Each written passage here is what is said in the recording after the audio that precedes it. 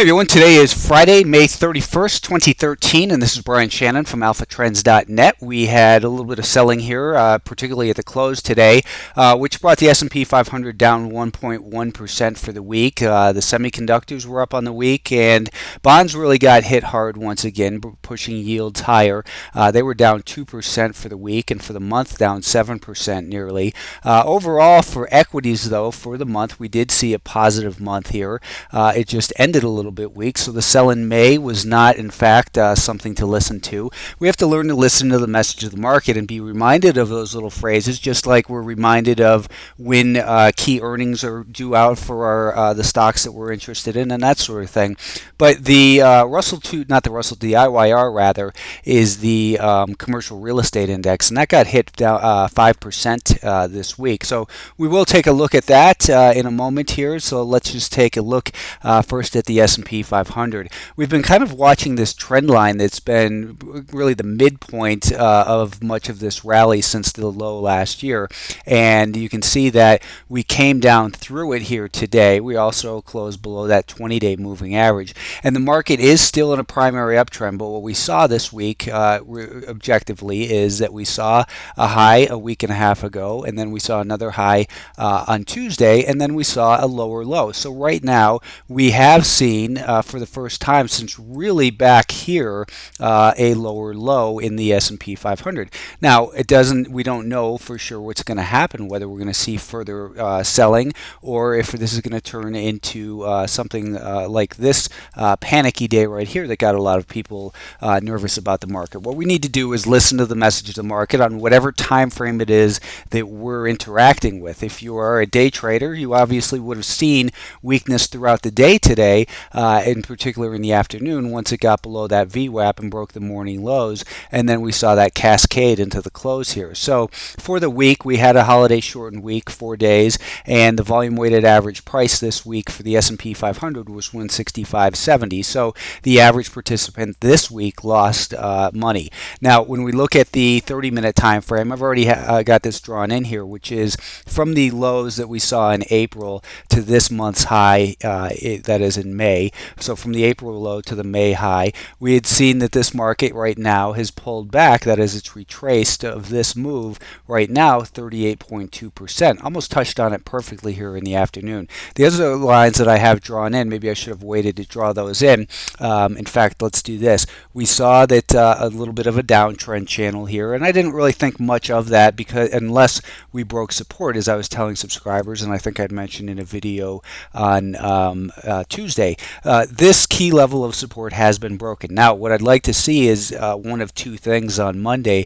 Either we continue to cascade lower and maybe go down to that about the 50% retracement and then get a little bit of a bounce. So a 50% retracement would get us down towards about 161, and on the daily time frame we can see we have the 50-day moving average right now almost exactly at 160. I do think that 160 is a possibility for next week, and that's not what I meant to draw in here. I do believe, though, that 160 is a possibility next week. It's where we have this trend line as well. So be prepared for a little bit more volatility. We've seen in the last week and a half more volatility in here, and volatility tends to peak at turning points. But with a rising 50-day moving average, I still think that only the more aggressive people who should be shorting in here, and you want to pick on stocks basically that are already in downtrends. You don't want to be the hero and try to pick the top in a strong uptrending stock. Those those can have good downward movement, but a sustained downtrend is easier to find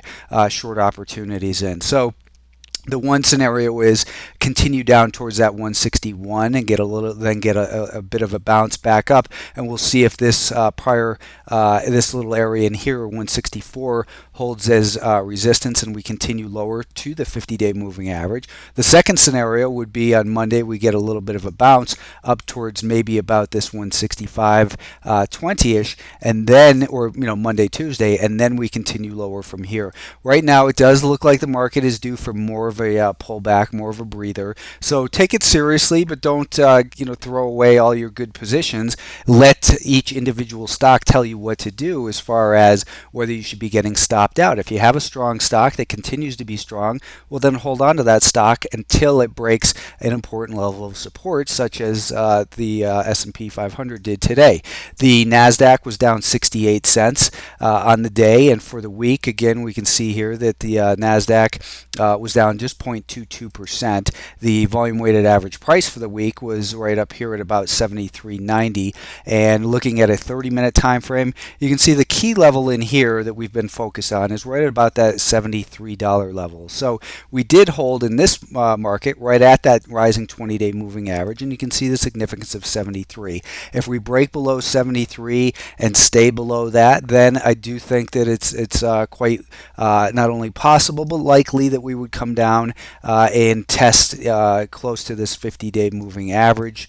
And if we take a look at the 30-minute time frame, we can see here a 38.2% retracement would get us down to 72, and then we have that gap fill in 70.95. So near term, we're just neutral in the Nasdaq. We have a lower high, but we didn't break this important support level. So don't just throw it away because the S&P 500 broke a little bit of support. Let it, but be, maybe lighten up and be a little bit more cautious in here. The Russell 2000 is still holding its bigger level, that is the sell-off that from a week and a half ago at about that $96 level, and we can see on the 30-minute time frame that this is that 96 to 96 and a quarter really is going to be the key level. So 96 is a 38.2% retracement of the April lows to the March highs, and you have to ask yourself, is this distribution that this market is undergoing before a bigger decline, or is it going to just turn into another pullback within the primary uptrend, perhaps even coming down to the 50-day moving average and this prior resistance at about the 95 level? A pullback to there, it would be brutal for for swing trades as far as being stopped out of longs, but it would not impact the overall uptrend that this market is still in, not for now at least. So 96 to 96 and a quarter, that's the first level we want to see hold as support early next week. Semiconductors, this group, we were talking about the fact that we had a primary uptrend on the daily time frame, and this is very important to understand. Is we have a primary uptrend on the daily time frame, and we had seen that it began to break down last week. So we were talking about the fact that we had a stage 1 accumulation on this 30-minute chart, stage 2 uptrend, stage 3 distribution, and at this point it became a stage 4 decline. So what we were looking at was the possibility of a further pullback, but I warned that because the primary trend, we still have a rising 50-day moving average, you don't want to get too aggressive with any short trades. If you had gotten aggressive with short trades, you would have seen that on Tuesday that the market gapped higher. Anyways, in crushed your position. So this might be a similar situation that the S&P 500 is undergoing, that we get a similar type of little flush out and then it moves back higher. Now the semiconductors to me look a little bit like they need to continue to absorb these gains, but they are at multi-year highs. They made a multi-year high this week, and overall they do remain healthy. If we were to break below and hold below 37.40, then I think it would be reason for a little bit more concern. If we drift down towards that level next week, it would definitely, I think the market has kind of turned, from green to yellow. As a subscriber asked me, did the market go, have we gone to a yellow light for the S&P 500? And I think we definitely have gone to a yellow light, not a red light. There's a big difference. So the semiconductors still behave well on the daily time frame. We're just seeing volatility, and it reminds me of the phrase of George Soros that volatility tends to peak at turning points and diminish with the trend. We don't see a lot of volatility in these trending periods, but perhaps at a turning point, whether we're going to correct further through time or we're going to pull back in the financials down, our first support would be about $19.45, $19.35 to $19.40, really in here, the 38.2% retracement, and and the prior support in here from a week ago. But for the week, the financials were up a half of a percentage point. So that's not supposed to happen, they will tell you, because of interest rates. But the market doesn't always do what it's supposed to do. You have to trade each stock, each sector, based on what it in particular is doing, not on what the overall relationships are supposed to be. So keep an eye on 1935 to 1940. This should be an important area for us next week. If we break that, then we'll be below that 20-day moving average as well, and that puts the 50-day moving average in this prior little resistance into play, down under $19 a share.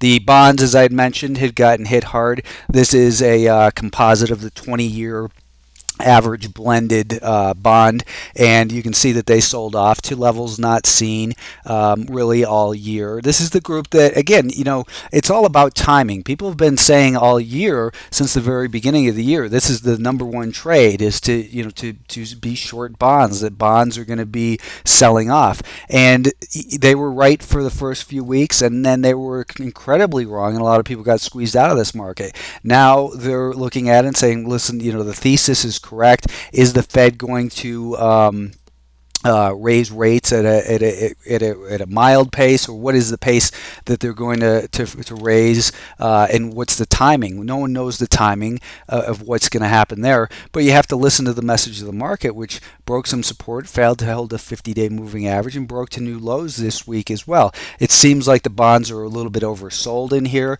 and perhaps due for a little bit of a bounce. I wouldn't be shorting at this point because they made a new low. That's typically a bad place to short, just as a lot of times breaking to new highs is a bad place to buy. But one of the sectors that really got impacted hard, and this shows a volume weighted average price for the real estate index trust, that's year to date, and if we take it off of the November lows, let me get the volume weighted average tool here, that if we take a look at this, we're just above the volume weighted average price since this turnaround occurred last November. So we have to look at this and say, this market was down a whole bunch.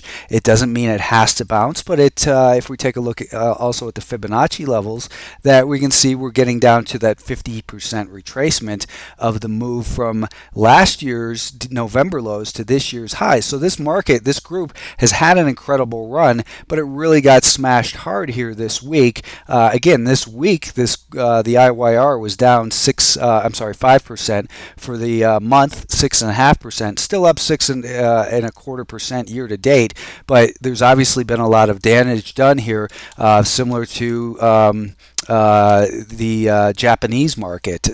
Where do these markets bottom out? That's anyone's guess, but there's a lot of damage that's been done to the commercial real estate. It looks like it's at a potential area to bounce, but when you look at the shorter term time frames, we're looking at a 10-minute. Let's look at a 30-minute time frame with a 5-day moving average. You can see that we had nice, steady, higher highs and higher lows with a rising 5-day moving average. Now we're seeing what we typically see is a lot more volatility on the way down, but we're still below that declining 5-day moving average. So I look at this as guilty till proven innocent, and that you want to be really careful about trying to pick any bottoms in this group or anything that's selling off while it's still below that declining 5-day moving average.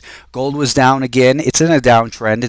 The primary trend is lower. The weekly chart is broken. It hasn't made a double bottom. Again, I made that point last week. I would expect it to be much more likely to break down below this level, below 130.5 or so, than it would be to get back up above that 50-day moving average. I think that I would give it very good odds that it's more likely to break these lows here than to get it back above that rising 50-day moving average. It's in a longer term decline. It's not going to turn around quickly. People thought it was going to turn around quickly because we had a bounce. It was a bounce within a downtrend, no similar than the bounces that we've seen over the last 6-8 months in Apple. Now, Apple is looking like it's forming this inverted head and shoulders pattern that we've been talking about here for the last several weeks. And if you look at the daily time frame here, what I actually wanted to point out was, this has been, I've been saying there's no hurry to buy this thing as an investor.